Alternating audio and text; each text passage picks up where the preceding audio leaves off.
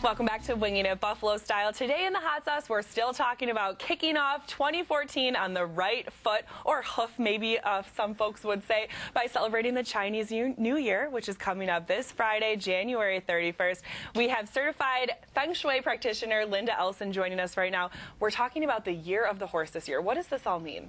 Well, every year there's a new animal sign that marks the new year, and I think it's kind of neat here in the West. We have our January 1 New Year, and then we have the Chinese New Year, so it gives us a second opportunity at a new beginning. But every year, it's actually the second new moon after the winter solstice, we have a new animal sign that marks a new celebration year. And it's a time of new beginnings, and each animal brings a new energy. So the Year of the Horse brings an opportunity for optimism and enthusiasm and kind of having a little kick in our butt to move things forward, so to speak. It's very joyful. It's a very good year for our love life, too. So if you're looking to attract a new partner in or get married this year, if you're in a long-term relationship, the Year of the Horse helps to bring that forth. And the theme color this year is red. What does red mean for us?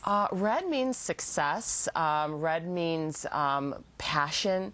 Also black. I'm actually wearing the colors of the year. So it's Very red, thematic. Black, and gold. And Lauren, you have some gold accents on this year, too. So red and gold are considered the colors of wealth and success, luck. Black is a color, we'd say it's the water element. It's about going with the flow. It's very good for career luck this year, too. Okay, and something else that can help bring you a little bit of luck this new year is maybe rearranging some spaces in your life using Feng Shui. Tell us a little bit about that. Well, every year around the time of the Chinese New Year, we have a big energy shift in Feng Shui circles. And Feng Shui is a Chinese art and science of placement. So it's a way of, in modern times, you know, rearranging your furniture for optimal energy, or qi, so to speak.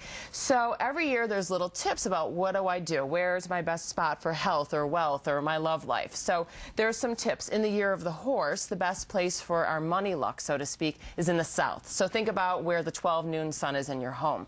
So you could add a potted plant or add a decorative light, open up the draperies, and light some candles in that area to help bring, you know, good money luck into your home. Okay, so you want to take something and put it where the sun shines at noon. That's right. Okay. But that's a permanent placement for the year. But that's the spot and the marker in your home to do that. Okay, great tip. What else can you help us with? All right, so we talked about a little bit about love life, right? So the chi center, so think about where the center point of your home is. This is the spot for romance this year. So you might put a picture of you and your significant other. You might have 2 candles, or, you know, something about like hearts and flowers. Fresh flowers are a good addition to the center point of your home to, again, to attract romance or respark, you know, the existing relationship in your so life. The center of your entire home, not just rooms inside your home. No. Well, that's a good question. It is really the center of your entire home. But you can kind of break it down room by room. But I'd go for the big center for the romance this year. This is so interesting, Linda. How did you find Feng Shui? Well, you know, it was interesting. I am a Buffalonian, and I left and I came back, and I was in international marketing at the time, and someone gave me a book on Feng Shui, and honestly, I thought it was something about Chinese cooking, and I thought, why is someone giving me a book on Chinese cooking for my new marketing position?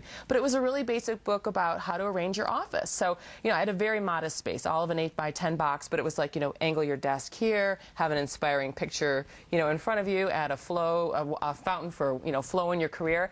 And I worked with about 75 people at the time, and I didn't send out an email that said, hey, come take a look at my new Feng Shui space, but people, everyone from accounts payable to the CEO, were coming in and saying, wow, it looks really good in here. But then they would say, you know, it feels really good in here. They'd, you know, pull up a chair and they wouldn't leave my space. But then the neat thing was, over the course of the next 9 months, I had gotten something like, I don't know, 2 job promotions and 3 pay increases, which, you know, corporately makes absolutely no sense. But I thought, wow, there really must be something to this Feng Shui. So you saw it drawing people in and then impacting your career positively. Absolutely. So I got hooked, and I just started reading tons of books, and over time I just started rearranging and painting everyone's homes, you know, my friends and family circle. But I started thinking, like, gosh, you know, I'd love to help other people do this. And I couldn't find anyone in Buffalo to help me, so I became that person to help people in Buffalo to do Feng Shui. All right, if you feel inspired, you want to make some new friends through Feng Shui, you're having an event coming up this weekend where people can learn a little bit more. Yes, it's Saturday, February the 1st, from 1 to 3 at the Unity Church on Delaware Avenue, across from Canisius High School, and you can learn how to Feng Shui your home in the Year of the Horse. Great class. Year of the Horse, so much to learn here. Thank you so much, Linda, for coming in. Is there any special greeting that we're supposed to say this year? Happy New Year. Okay, Happy New Year. We're celebrating all year long, and right now we're going to keep